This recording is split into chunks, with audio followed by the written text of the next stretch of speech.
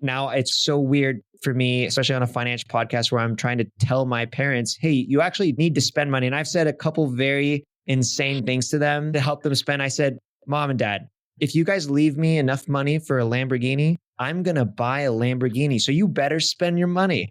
And then I'll say something that's really crude. I've actually never done drugs in my whole life. I've never smoked a cigarette. Like, I'm super clean. I've always been a good boy. But as a really crude joke to my parents, I say, you know what? I've never done hardcore drugs, but if you leave me a lot of money, I'm going to try it all. And I say these things as a joke to get them to spend money. Obviously, I would never actually do that, but I'm just trying to say, Mom and Dad, it's now time for you to all the work that you put in, like, you got it, so you got to spend it. Hey, it's Rocky. Welcome to Rich Your Soul. Today's guests are Brad Klontz and Adrian Brambila, who are going to share how to think rich.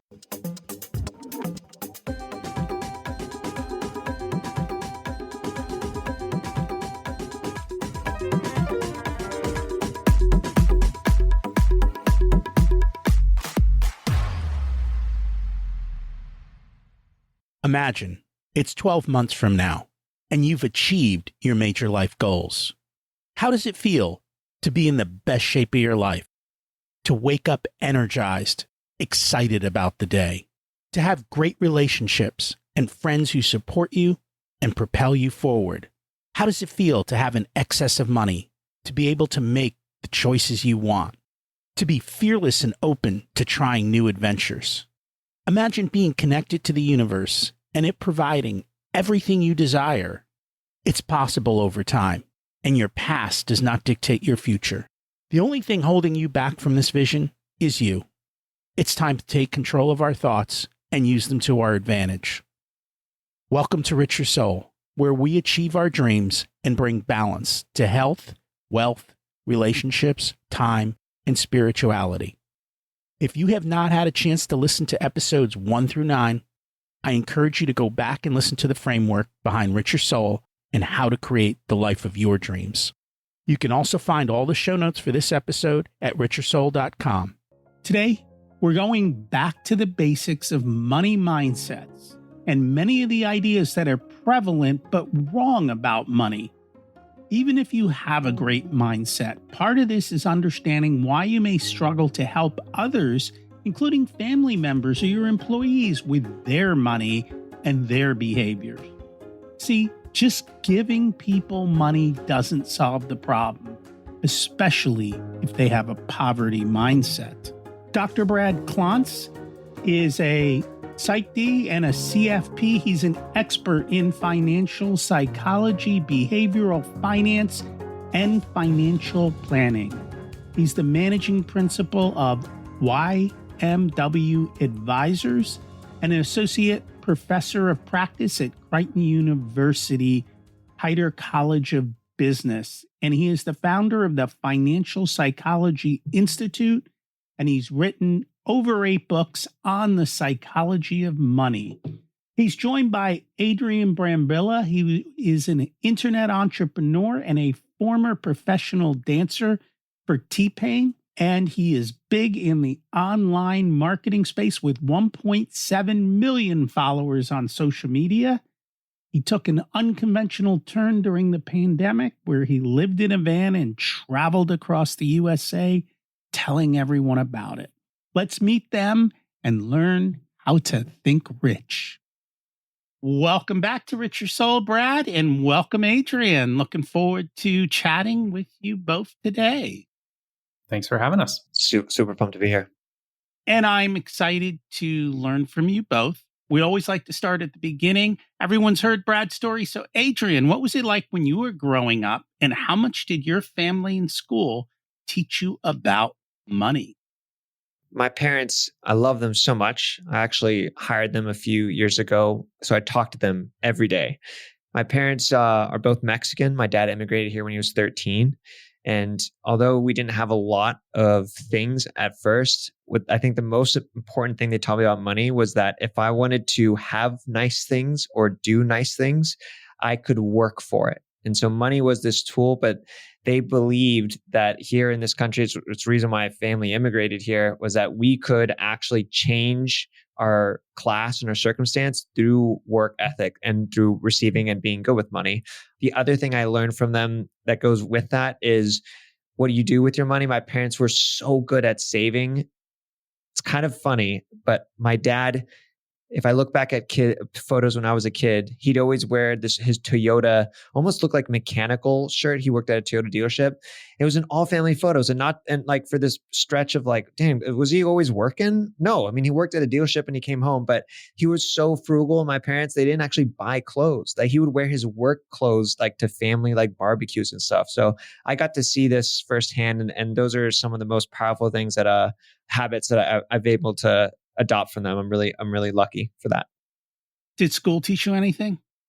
I don't think I can give much credit to school and money at all. I'm really trying to be on the side of school. Like school did help me out.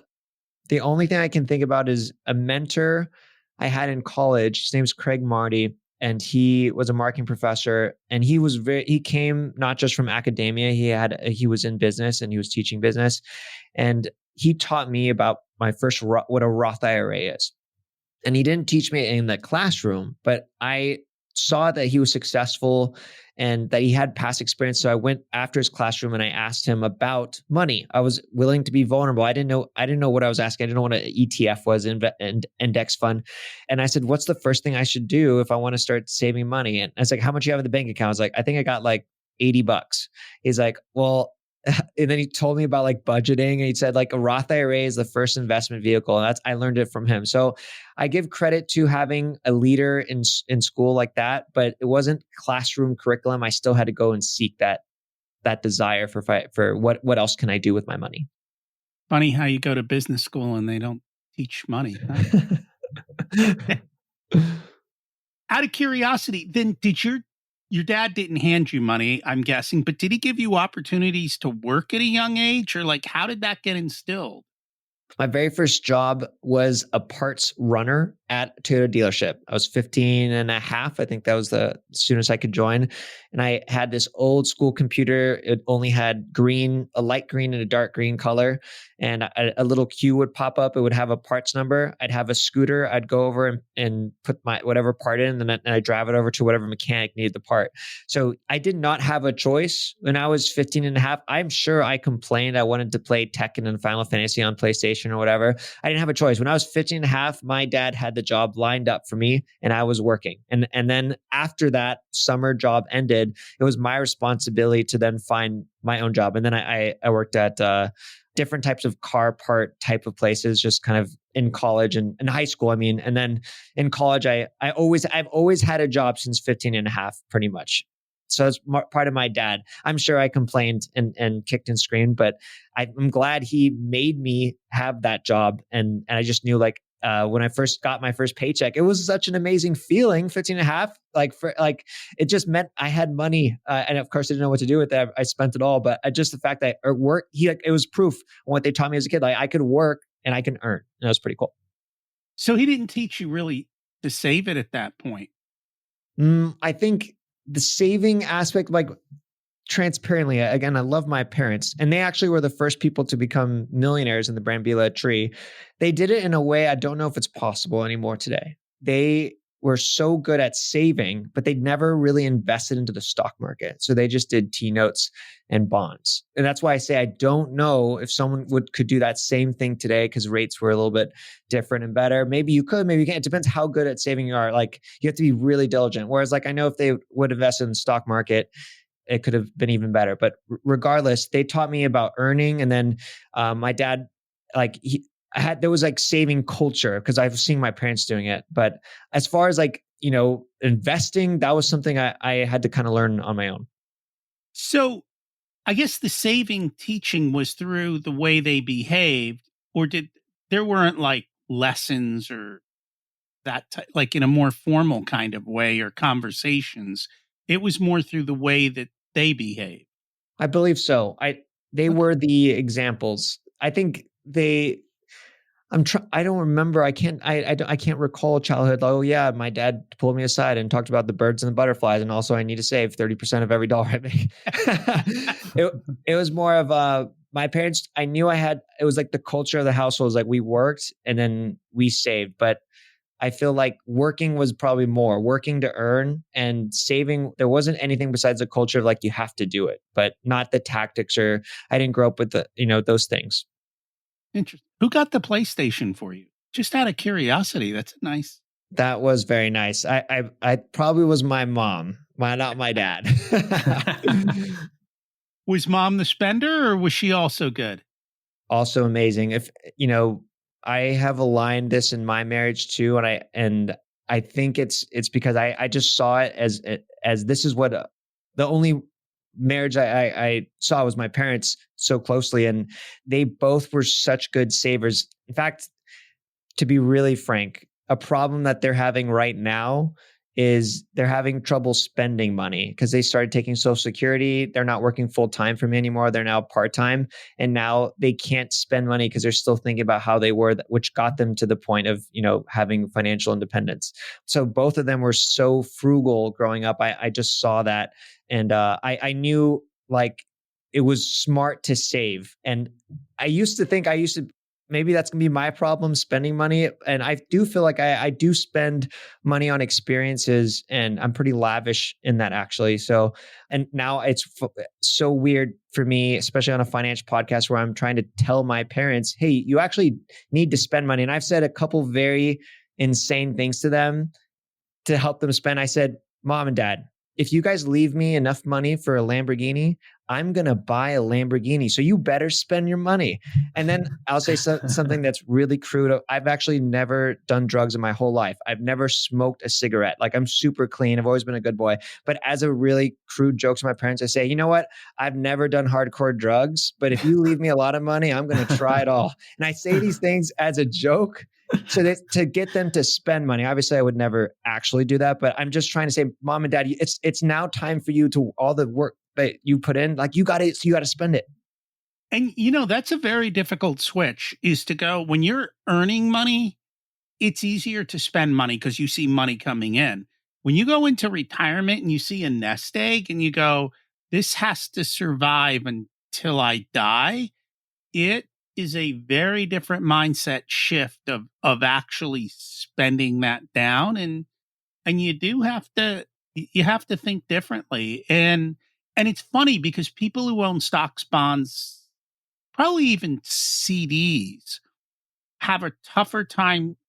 Maybe not so with CDs, but CDs don't pay these days. So whatever. They have a tougher time spending than, let's say, somebody built a real estate portfolio and had 10 homes. Like, they see that money coming in and they're like, well, this money's going to keep coming in all the time, so I can spend it. And it's kind of that quirk there of life and how that comes to be. You know what we tell people, and you don't need to answer this question, but I'm guessing they're either for one of the two presidential candidates. You can always say that you're gonna donate their inheritance to the other one. That usually gets the house fired up. I haven't thought of that. You know what? I'm gonna try that one next, and then I like that. That's great. It does help because that we use that when elderly parents don't want to write out their wills and they don't want to put down because that's a lot of facing death. So we're like, all right, do whatever you want, but we're probably going to cremate you, throw your ashes over there, and give your money to that political party or whatever thing they hate most. Oh my gosh, that's a good one. Then they're like a little bit more inspired. So we're here today to talk about your book. What inspired you both to kind of come together to write the book, Start Thinking Rich? Well, so Adrian and I met on TikTok. This sounds like the beginning of a joke, but we actually did. And we were sort of early on the app, creating content related to financial literacy, financial psychology, mindset around money. I think we started to comment in each other's videos. There weren't a lot of people on there as a matter of fact, there were a lot of people on there doing terrible advice around money. And so I immediately saw him as like a kindred spirit in terms of the education. Like, he's trying to bring his message to young people. So that's how we initially connected. And we met in person. Adrian is perhaps most famous for making $1.7 million in 1 year while living in a van, which is a fabulous story. And we actually met in person when he and his wife were on his way cross country to pick up his van. And so that's when we hung out, and then it's sort of grown from there. But really, this book is something that we've been working on for a couple of years. Each chapter is its own little thesis, a standalone piece of information. And we're really designed it. So both of us have successful businesses, and our bills are getting paid and everything's great. And as you might know this, Rocky, you don't make a lot of money in books. Maybe you make money in books? I didn't even know you don't could. Make a lot of money. Exactly. So we're not doing, the book isn't meant to be a huge revenue generator, although it probably will be, right? But it's really meant to try to impact as many people as possible. And so we tried to frame the chapters in ways that are sort of like shocking at first, to try to snap people out of a poor mindset or a way of thinking about things that has been shown by the research to not be very effective. And then we tried to make each chapter sort of like a warm hug, so we've got the tough love approach with the book. That was sort of our vision. Yeah, I noticed that all the chapter titles were a little bit provocative. Is that the right word? Yes. I think, just to rattle off a few, if we entice you or offend you, we apologize, but it's truly meant with intention behind. If you want to get rich, you have to get rid of your poor friends. Ouch. But we explain that. We can dive in that later. Or your political party doesn't give a shit about you. They're never going to take you to financial freedom. And unless, your parents didn't write your will. Right. Brad, you got any favorite ones? Yeah. So, the political party is apropos for what's going on. We have one that complaining is for losers. It's like, and one of my favorite ones is you don't want to become a millionaire. You just want to spend $1 million. And that's a mindset test that we ask the reader at the start. If Adrian and I gave you $1 million, what would you do with it? And depending on your answer, we can kind of put you in a rich mindset or a poor mindset category. I'd probably just add it to the stock portfolio. Hey, rich mindset. Ding, ding, ding, ding, ding. The poor mindset takes out the calculator and starts subtracting all the money from all the stuff they're going to buy. I'm going to buy this. I'm going to quit my job. I'm going to swear at my boss, on the way out, and then come back and beg for it, a year later. And the rich mindset invests it and maybe uses the 4% rule. If you want to take money out now, maybe you just let it grow into multi-millions, or you take out $40,000 a year. And that's what you use to invest in that business that, statistically speaking, is probably going to fail until you do it about 5 or 6 times. The poor mindset say, I'm going to take $500,000 and I'm going to go start a business. And it's like, odds are against you. So we're really trying to shift people's mindset around blowing up some of the myths that are really common. And so we're both, we have several million followers on social media between the two of us. And, we're trying to re-educate, if you will, young people, especially that are on social media, just being fed all these lies, and they're so toxic. And we talked about this the last time we chatted, Rocky. It's like there's so much toxic information out there that just sets people up for failure. And so we're trying to be the voice of reason and trying to get people to pay attention, which is why we landed on some provocative titles. And by the way, we stand by all of them, but they're sort of meant to try to snap you out of a poor mindset.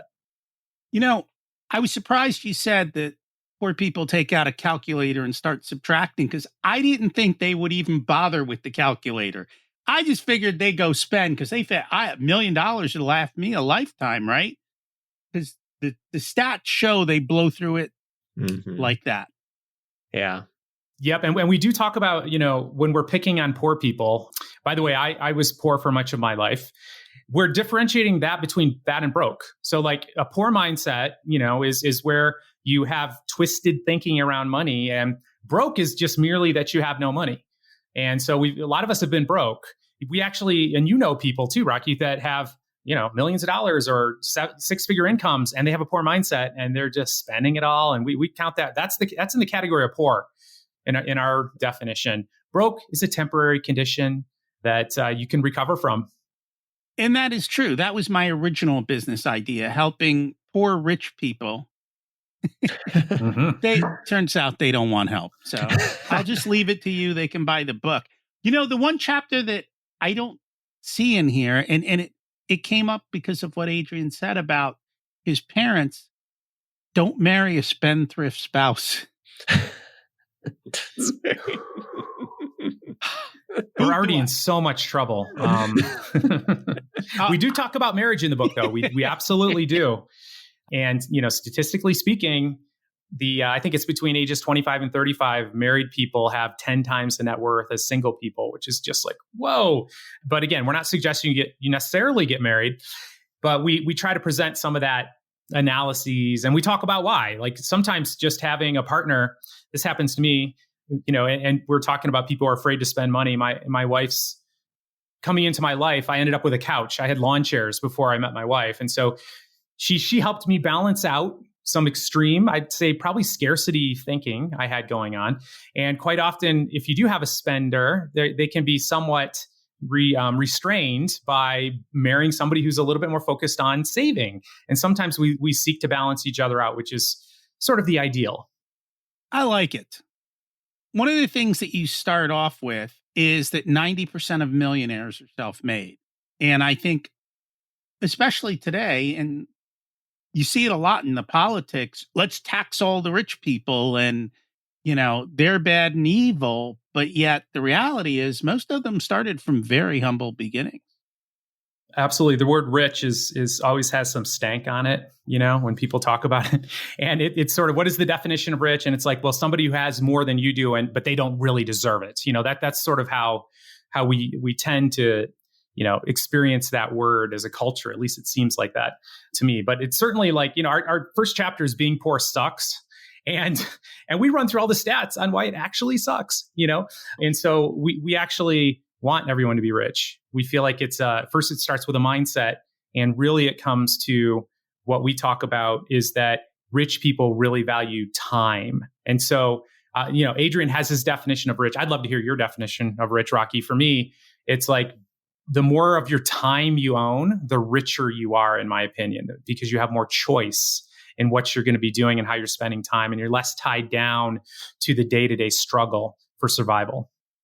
And I would concur. I think being rich is having time freedom and also having money freedom to do what you want. Not to say I'm going to be in a private jet and I'm going to do all these wild, crazy things, but being able to cover a comfortable lifestyle and take care of, if you've got kids, your kids' needs, and living, we'll call it modest is relative. Living not an extravagant life, but a reasonable life. And that's always kind of good. It's funny because when you think about people who live in really big houses, one of the things you'll notice is nobody's in the family room.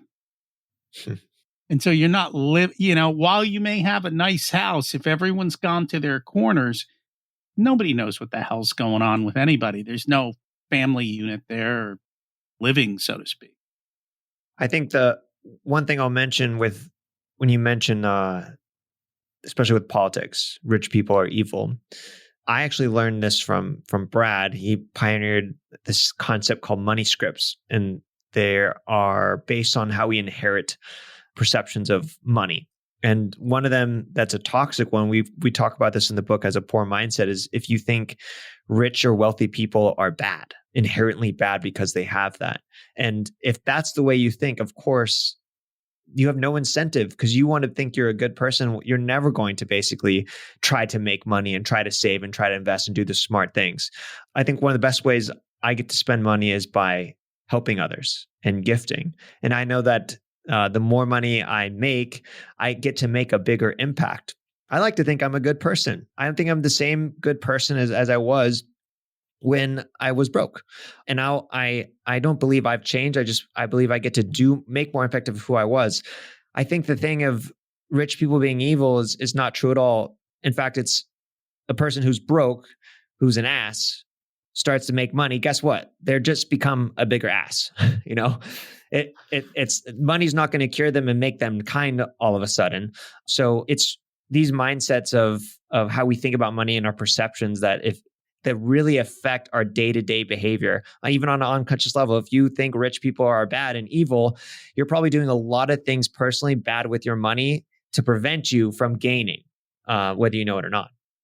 And I learned a lot of that from Brad as well, including his wonderful book, The Financial Wisdom of Ebenezer Scrooge. It's funny, and we've talked about that in the past of how you look at people and who actually is good with money, who isn't, and your philosophy and so forth with regards to that. At the beginning of the book, though, you do define what a rich mindset is. You want to just touch on that real quick? Yeah, I feel, it's a rich mindset is somebody who has, to a degree, a future orientation. This is part of it. This is a real important part where you have very clear vision of your goals for the future. And you have to have those, otherwise you're not going to be motivated to make any sacrifices right now. A rich mindset is somebody who looks at money as a tool to facilitate achieving their values. They are frugal in the sense that they're not living outside of their means. They are aware of, traps related to debt, like credit card debt, like the most toxic types of debt. They steer away from those. And they have a plan. They have a plan for the future. And I think the plan is super, super important, because if you don't have a plan for anything, you're going absolutely nowhere. And compared to a poor mindset is much more focused on immediate experience now, foregoing sacrifice. You don't worry about the future. They don't have clear vision of the future. Sometimes they have a sense of hopelessness, a sense of helplessness.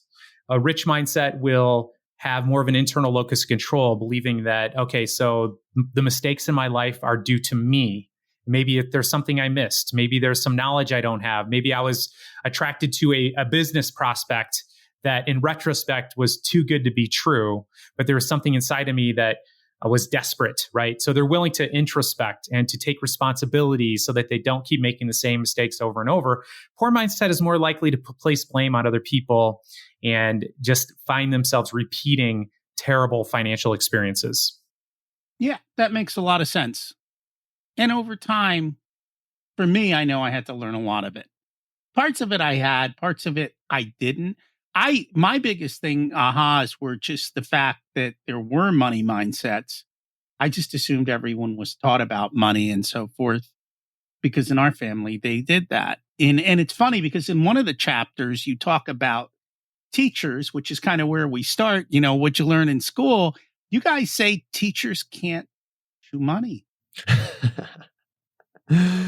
Yes, we talk about teachers as well as bosses and people that work at jobs. And we even have an angle that people that work at jobs probably aren't financially free, because most people, if they have financial freedom, you really have to love your job to basically do it out of financial freedom and by choice.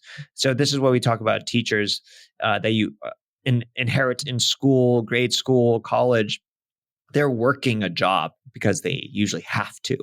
So the expectation to get that advice of financial freedom for someone who isn't financially free, it's kind of like a contradiction. And it's not that by the way, we love teachers. So we have to be careful with all of our headlines to never offend. Teaching is a great profession. I consider myself a teacher. I've taught over 60,000 students online in my classes. Brad's also a teacher. So we are teachers. And our specific context is financial freedom.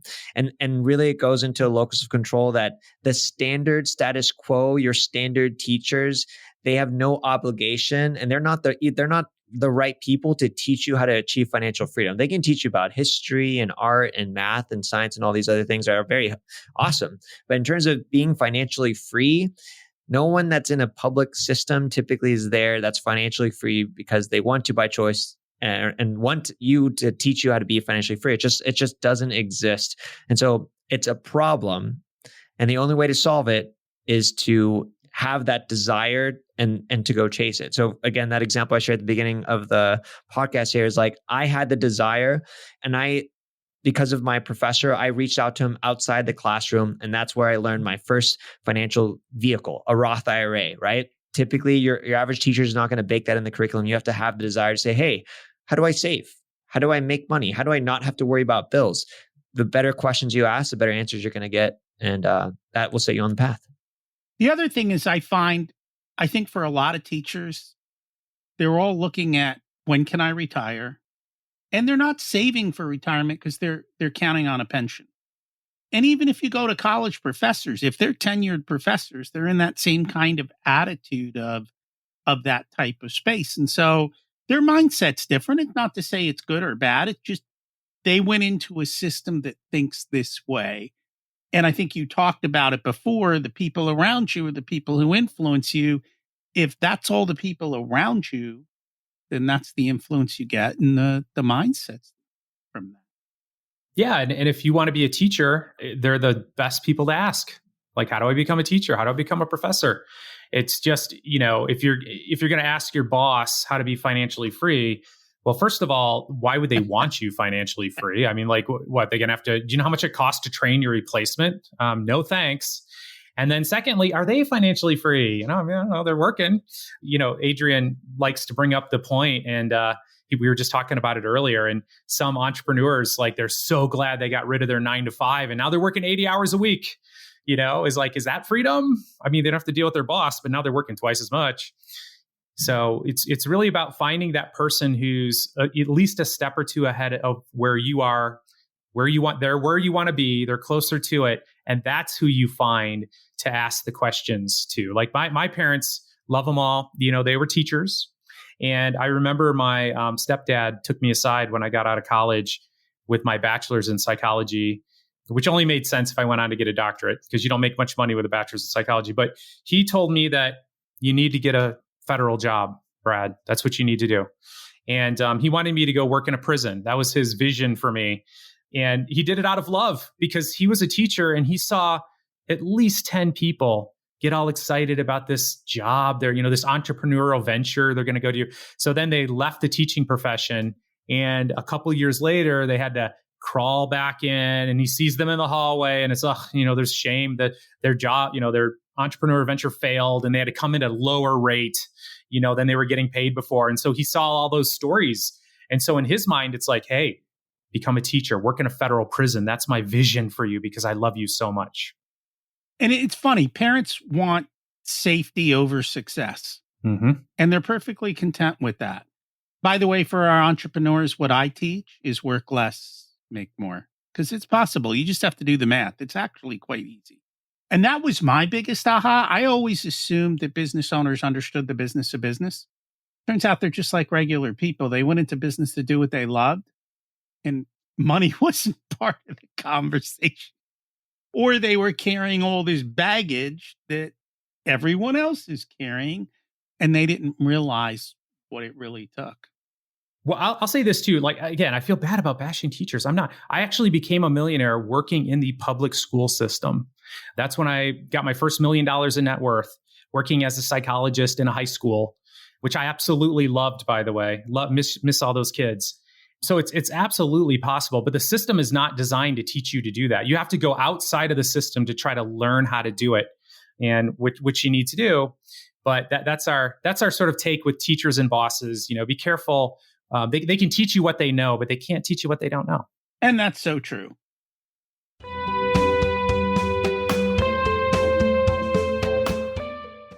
Today's episode is sponsored by Profit Answer Man Podcast. Did you know that most small business owners hate looking at their financials? It's one reason they may struggle with business success. The Profit Answer Man podcast helps them ensure they are profitable and can pay their employees and weather the storms we all have to face. It's built on the Profit First methodology of pay yourself first.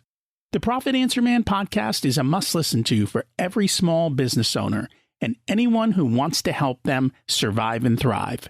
Check it out on your favorite listening platform.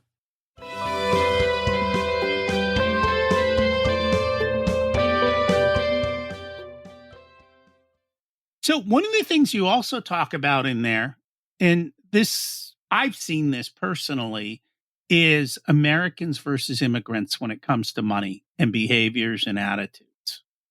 Love for you to expound on.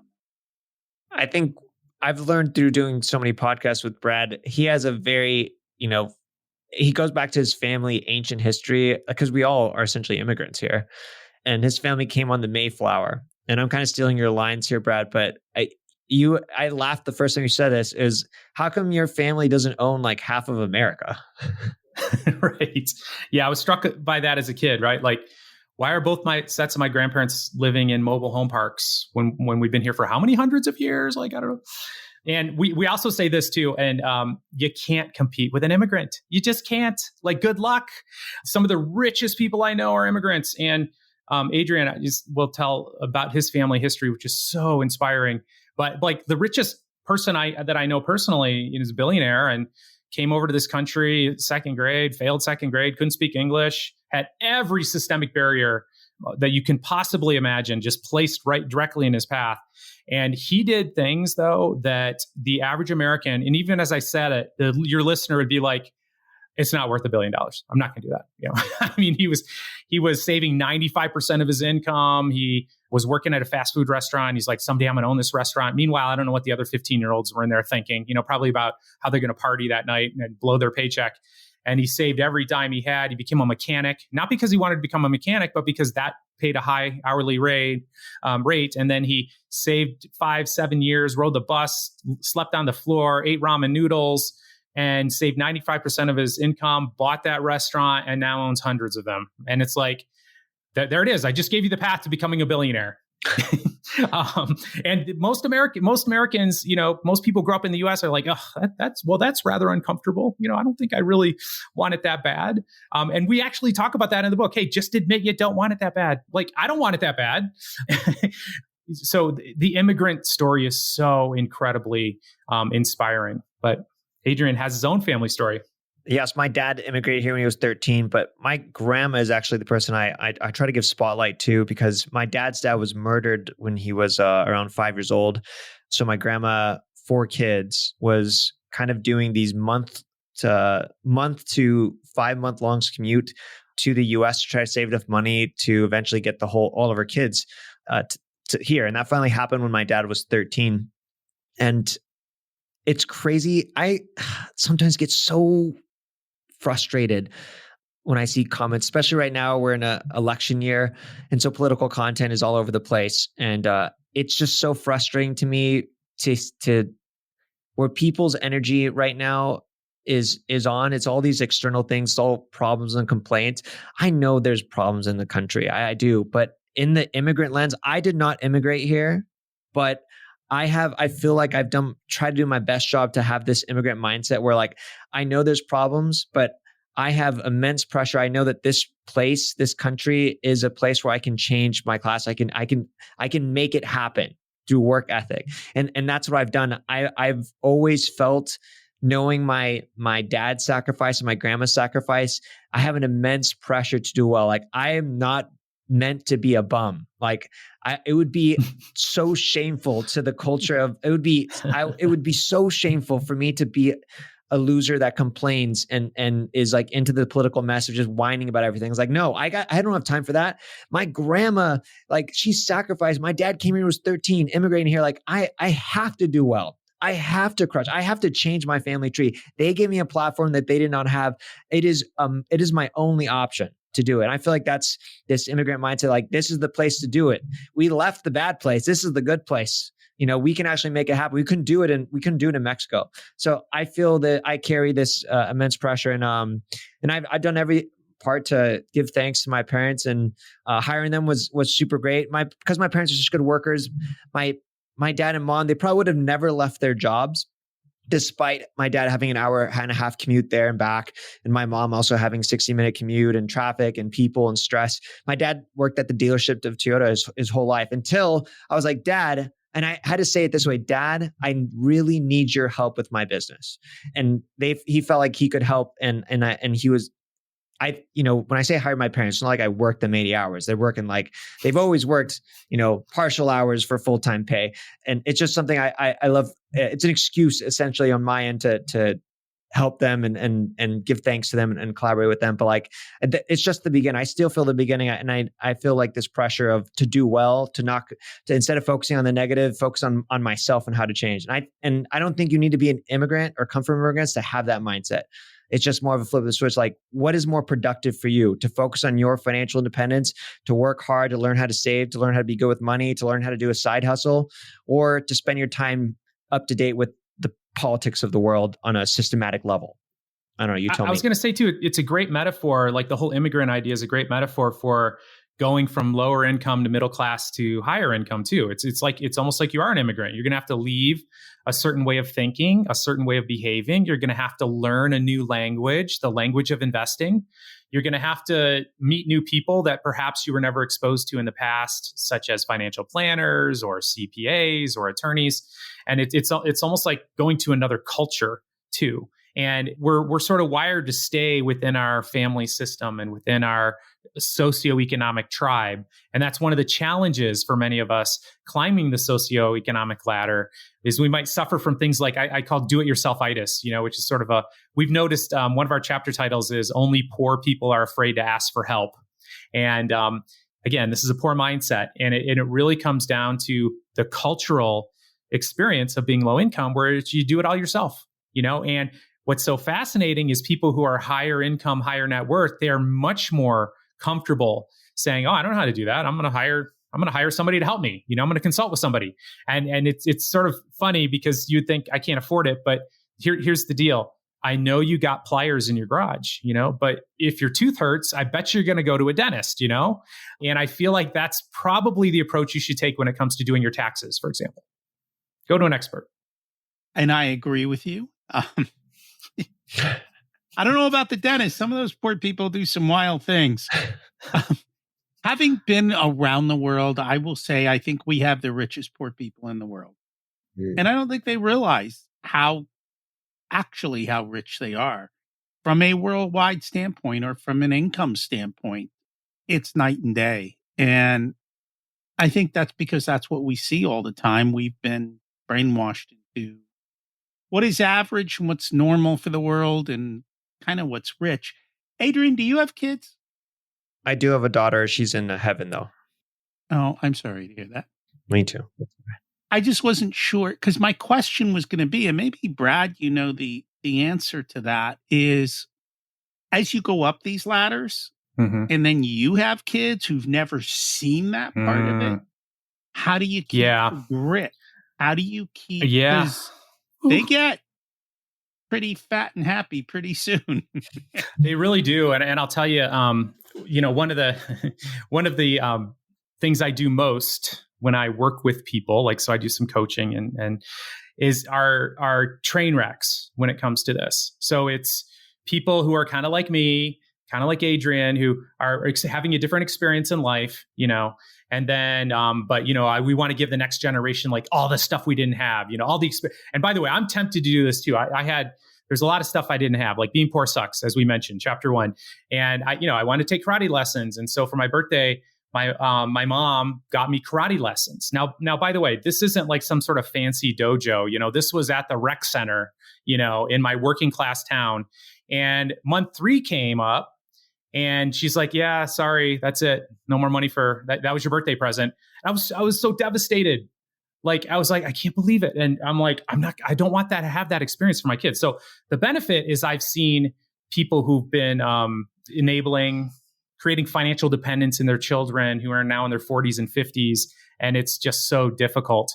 But I'm at risk. I'm at high risk for that. Most people who, in the studies we've shown, most people who are enabling people tend to have grown up in lower socioeconomic environments. Now they have some money and we're not sure how to make sure that money helps and doesn't hurt. And so I don't know that I'm doing a great job. I have an 11-year-old and a 7-year-old, time will tell, but I'm doing everything I can in my power to make sure that, they do chores. They don't just get money for nothing. That's essentially it. They do chores. And when I give them money, they can't just go buy anything. They have to invest that money. And reluctantly, I might let them spend some. My wife and I argue about this a little bit. She's like, they should be able to spend it. I'm like, yeah, if they invest it all, I'm happy. And literally my 11-year-old the other day said, "Well, I don't really need anything." And then he pulled out a compound interest calculator and showed my wife how much money this would be worth, 30 years from now. And I was just beaming with pride. I'm like, oh, this is so beautiful. But it's something I'm thinking about all the time because it's really easy for people who grow up poor to not know how to create that grit. Because the other thing is too, I don't want my kids to have to suffer like I suffered. And so I'm not going to let that happen, but also I want to make sure they get the mindset. And so I'll use sports, for example, to help with the grit. And how do you think through that? How do you think through struggling? I push my son to be a pitcher, and my wife's like, oh my gosh, it's so stressful out there. I said, I know. I want him to be in a stressful environment so that he can work on his self-talk and figure out how to perform. I could care less about baseball, by the way. I'm just trying to put my kids in environments that push them and stress them out so that I can help them work through the mindset of how do I improve, and I tell my kids all the time, you suck at everything, you're terrible, oh no, I'm not so good at soccer. I'm like, well, yeah, you suck. Like, you've been playing for a month. Yeah. I mean, don't you think, who could possibly be good playing for a month? And so my kids have no problem knowing that they're terrible at doing certain things, because we all are, until we have practice and invest time and energy into it. Do you think your son is going to struggle with spending money when he's got a lot of money in the future? Because that's a fine line back and forth. And I've noticed that with my kids. My daughter took the lesson one way. My son took the lesson a different way.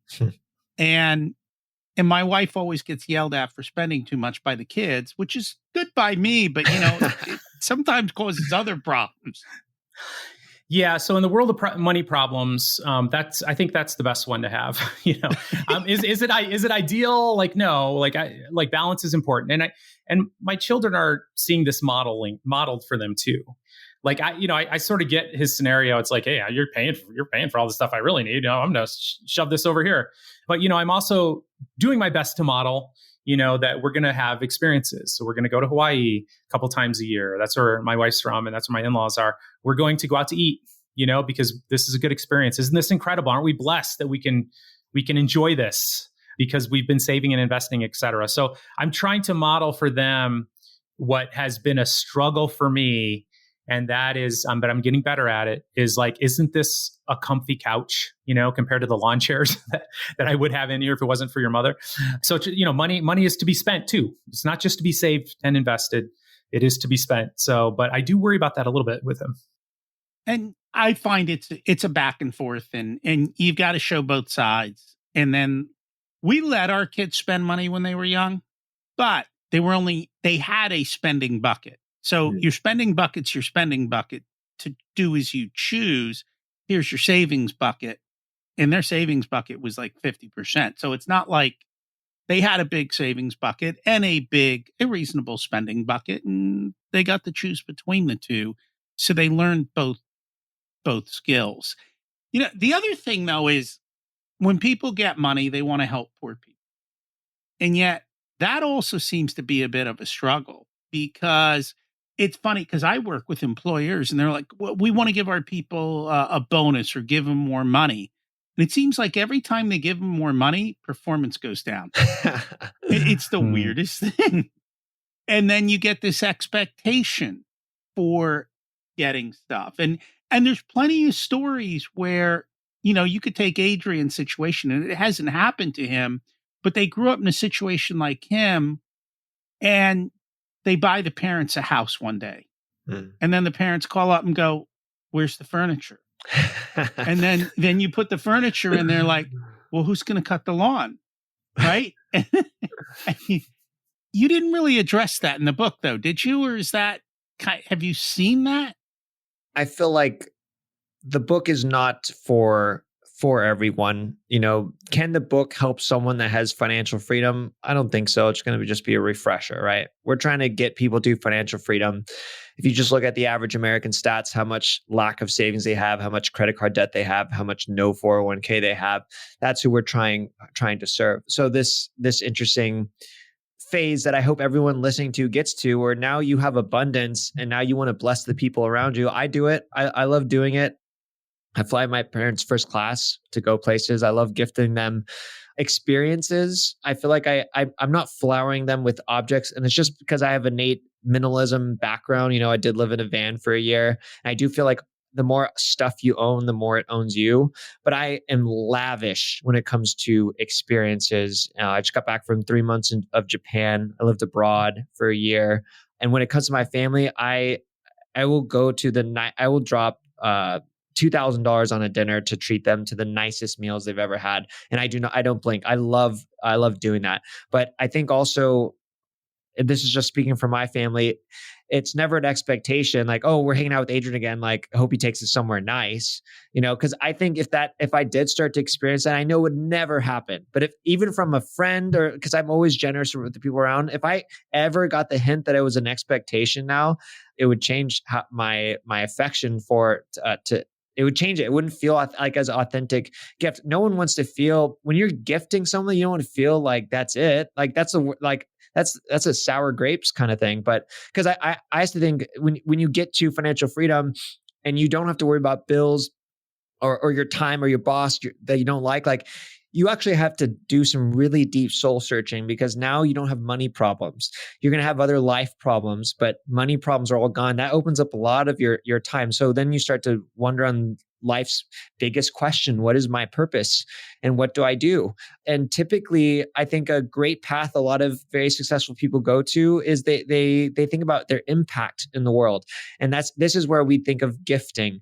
And I think out of all the things you can spend money on, gifting is, I think, the best way. I think gifting is way more endorphins than receiving, but also experiences, I think. And those two things are really big. And we project the idea in the book that this is what you want to aspire to. But I feel like when you're there, that could be a whole nother book. Cause I'm seeing it right now with my parents having enough money coming in and still being frugal and not now knowing how to spend that money. That's a whole book that needs to solve those problems and challenges, I think. You talk about this van, but I have to ask, was this like a fully tricked out Mercedes van, like to the hilt?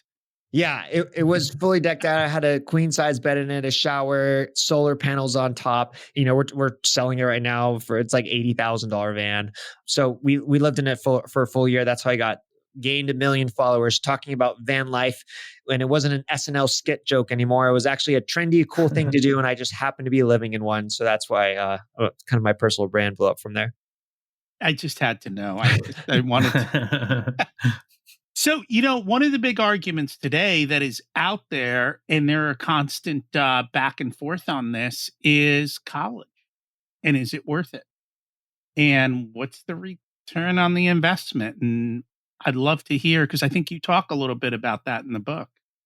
We do. And so first of all, I'm kind of anxious because, Rocky, we might get into a little debate here.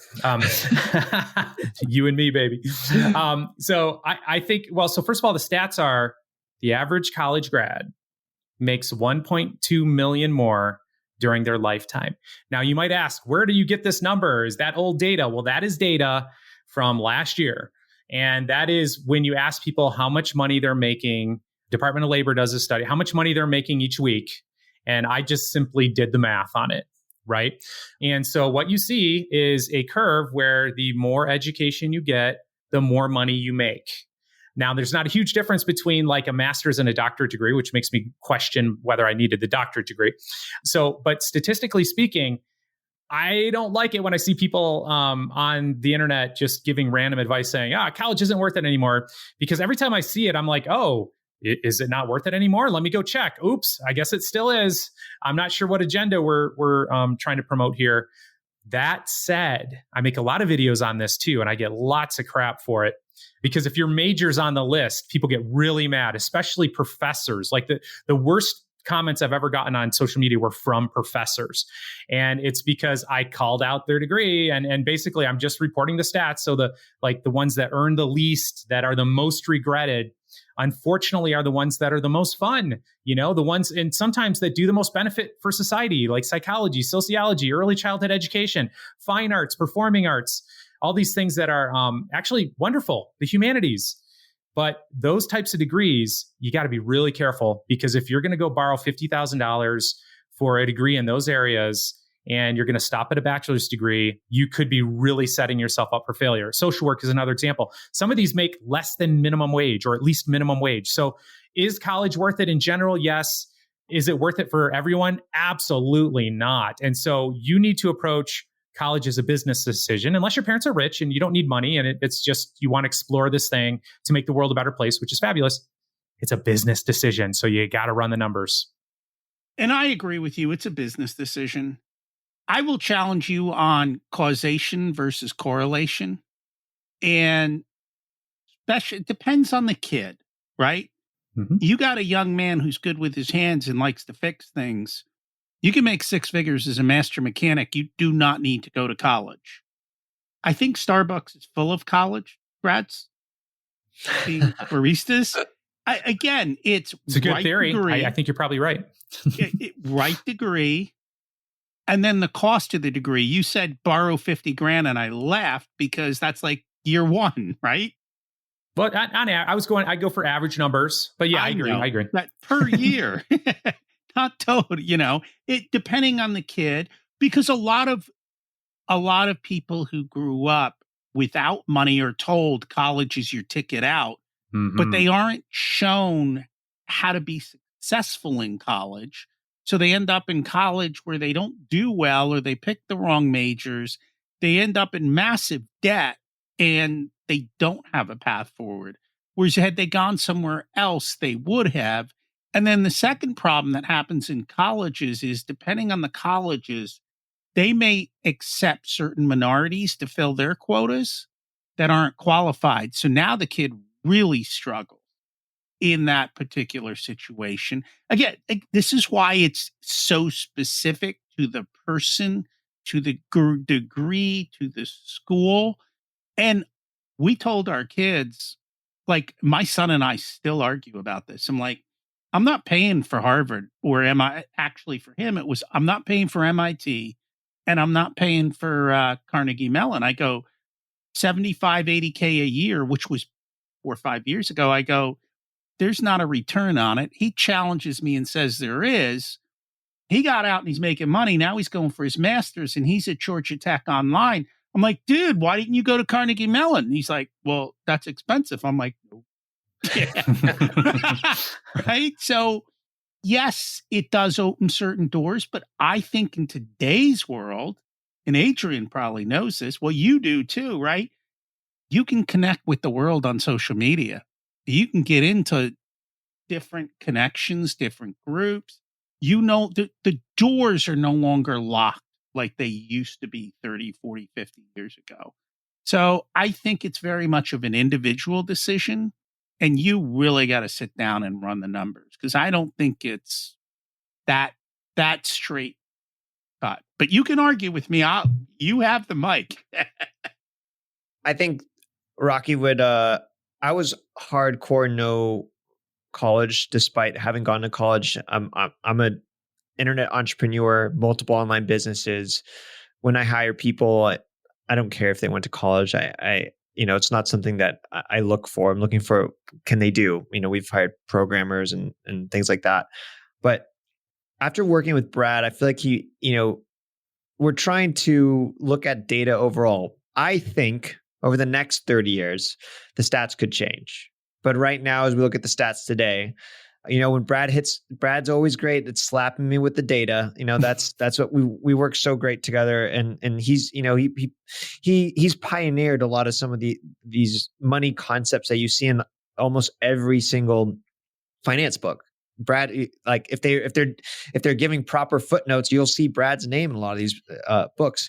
And so, yeah, this one where now I feel like I'm kind of in the middle, but I do feel like there's bad degrees you can get. And one thing I always talk in my content is like, if you want to be in business, you're going to be in sales. Best thing to do is start selling, create an online business. There's really no cost to trying to create a media company and launch on YouTube.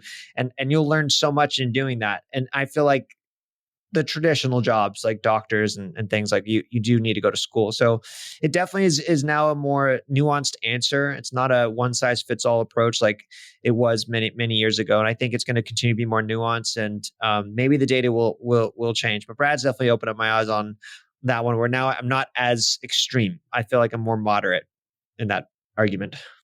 Well, and I'm going to hedge my bet. So I'm definitely sending my kids to college.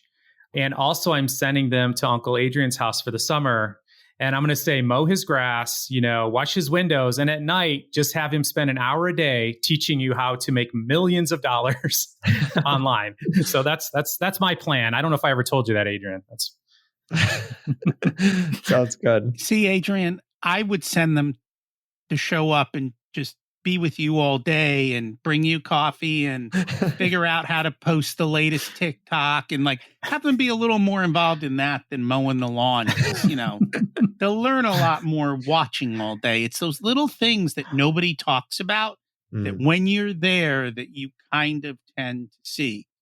I don't know if they've done this study, but I would love to see a study that said the kid qualified to go to college. He was able to go to college and he chose not to. And how did they do versus that? I know they have studies and I've heard plus and minus on it, but a kid who could have gone to Ivy League and chose not to supposedly does just as well, if not better. There's, again, statistics lie. So we're not going to go there. But yeah, I think it's a big, big question. Is there anything that we should have touched on or insulted people over from your book that we didn't get a chance to? I mean, we read the chapter titles. We're like, oh, we groan. It's. I think we covered a lot of the fun stuff. We have chapter titles in there like I said, complaining is for losers. We have a chapter where it's basically titled, Get a Roommate, Get on the Bus, Get Sober, Get Bald, Get a Side Hustle, or Shut Up About Being Poor. And in that chapter, we look at the average stats that Americans pay for rent, for cars, for alcohol, for, going to the salon. We then talk about if you just invested that money instead. And the number is $2.8 million in 25 years. Just by riding the bus versus, getting one roommate. I mean, the message we're giving is that if you're saying you can't afford to invest, we are dying to have a conversation with you, perhaps on YouTube, to help you try to find ways for you to revise that. I certainly would rather not have a bunch of roommates. I'm bald by choice. But look, if I couldn't afford to invest, I'd be looking at doing that. And I've certainly had roommates in the past. And if things go wrong, I'll have them in the future. Just because we truly believe that financial freedom is available for every person listening to this, every person who wants it, if you just have the right mindset. And part of what we're trying to do is this book is not meant to insult people. I get a lot of emails and DMs, and I know Adrian does too, from people in their 40s, 50s, and 60s. And sometimes this book can really feel like a slap in the face because it's just realizing I've made mistakes and I have all this lost time. And, first of all, we do believe that you can do a lot in 10, 15 years. We think you can radically transform what your post-work life is going to look like by getting on it today. But I think really too, and it probably comes through by the fact that we have so many followers on TikTok. If we can catch you earlier, if we can catch you just coming out of college and you have this mindset I'm going to save and invest 30% of every dollar I make. You're going to feel rich when you get out of school, when you get your first job. And if you just have that mindset, you're going to be a multimillionaire. So you can work at McDonald's and be a multimillionaire. We've run the numbers on it just with that mindset. And so we're trying to catch as many people as we can as early as we can. McDonald's pays a lot these days. Minimum wage is through the roof.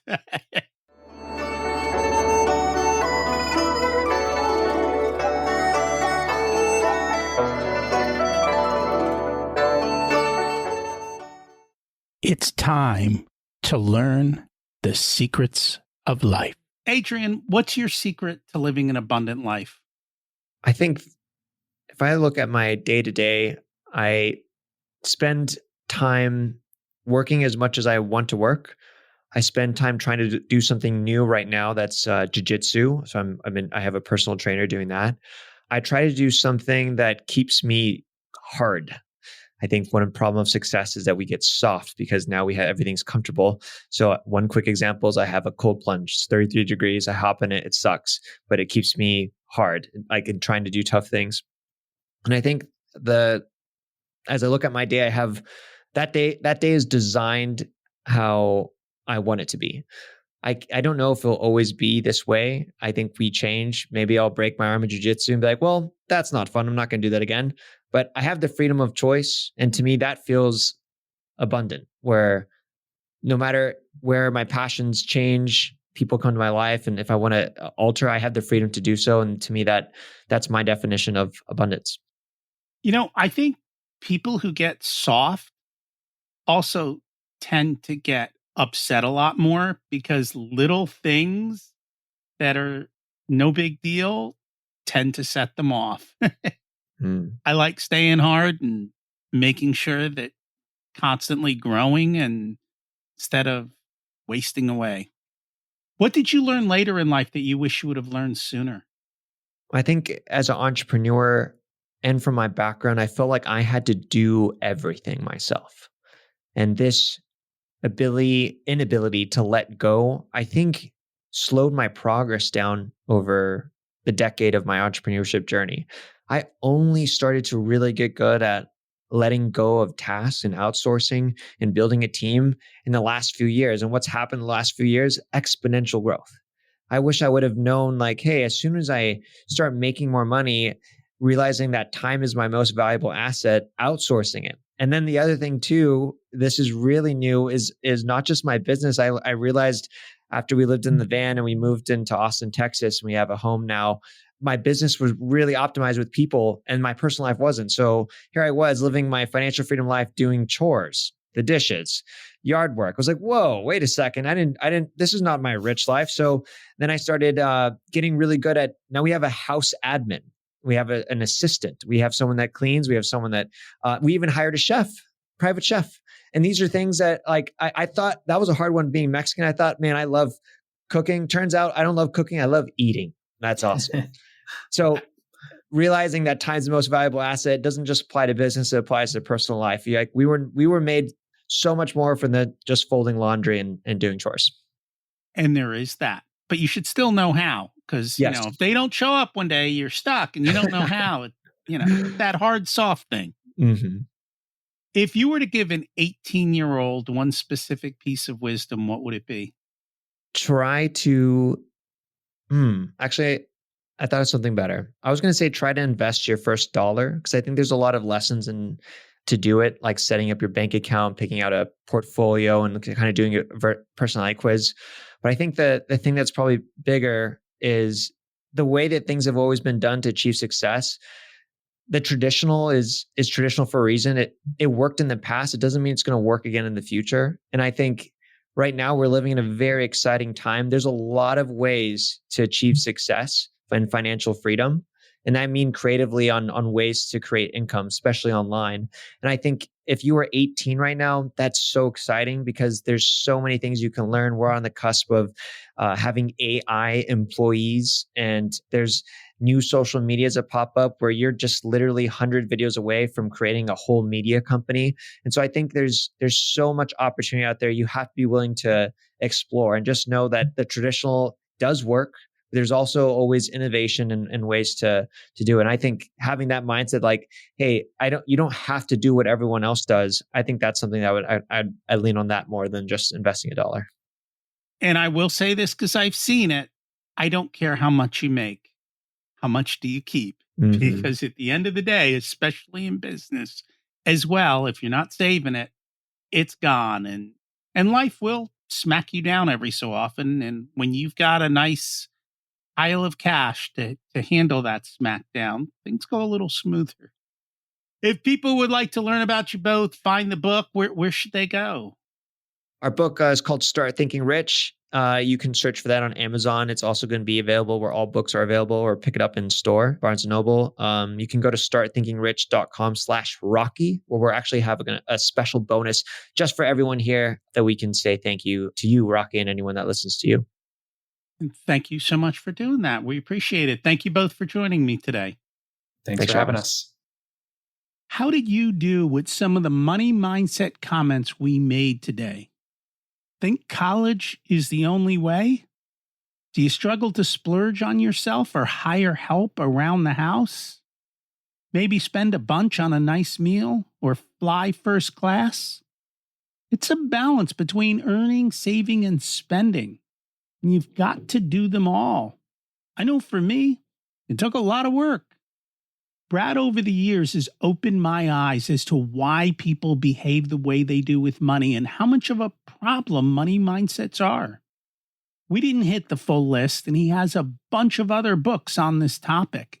He's also the reason for that first question I ask every guest about how they grew up and learned about money, because I realize how important our money mindsets are.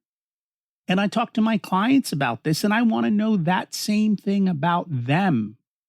So the question is, who do you know that needs to examine their money mindsets? And would they be helped by listening to this episode? If so, do me a favor, share it with them. Next week, we've got another amazing podcast. This is Brad Golfany, who actually helped me with a lot of things, but we're going to be talking about reframing masculinity. Thanks for listening. Have an abundant week.